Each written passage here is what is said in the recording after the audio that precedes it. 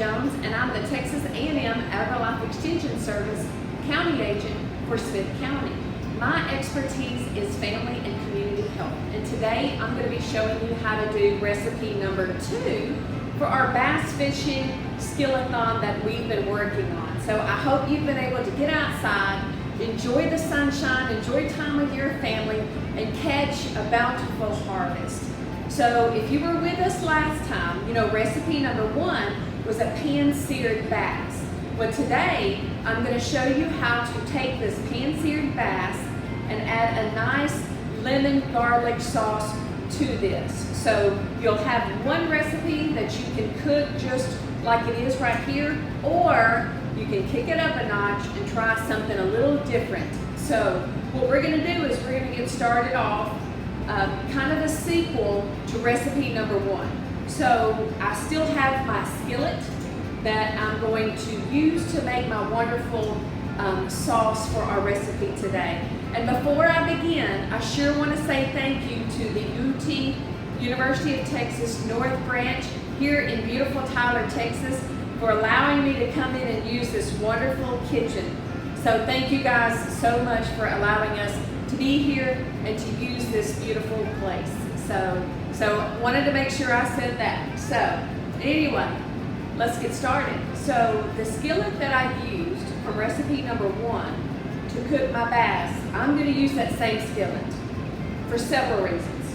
Number 1, I want to make sure that I use all of the good breadcrumbs that are in the saucepan already left over from my bass, because that's going to give my sauce a little bit more flavor, a little bit more texture, and a little bit more depth.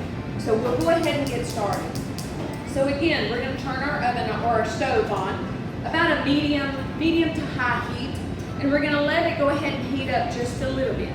So the ingredients that we're going to work with our sauce, very simple ingredients. We've got some cooking wine.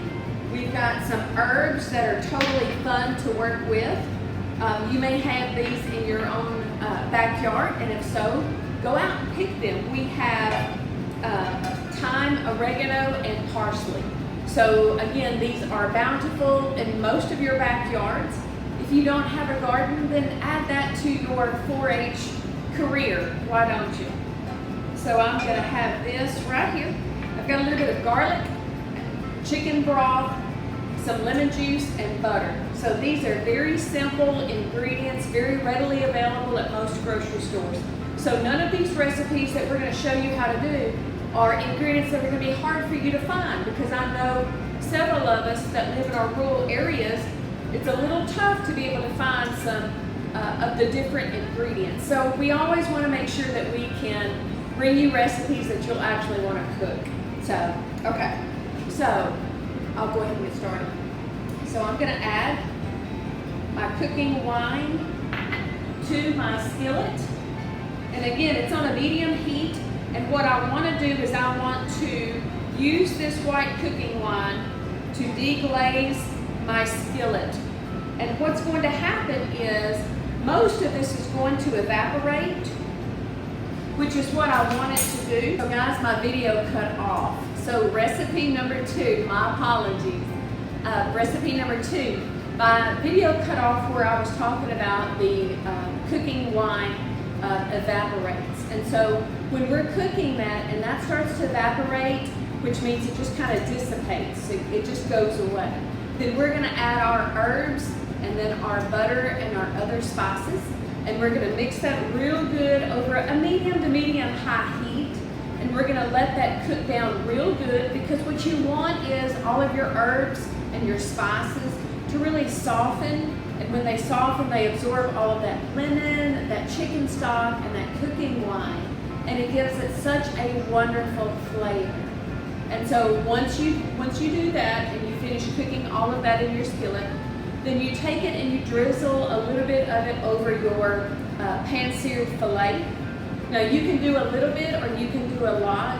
I prefer a lot of the sauce, because to me that's where you get your lemon flavor, your garlic flavor, and all of those wonderful herbs and spices.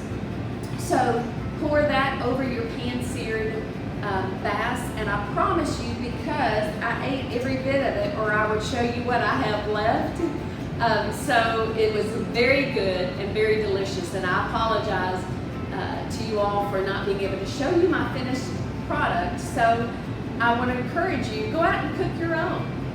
Make that sauce and add it to that pan-seared bass. You won't regret it, I promise you. So this has been Claudine Jones, and again for recipe number 2.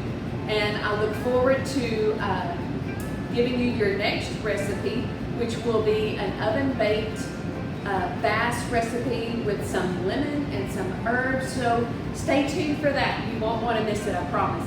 Thank you so much.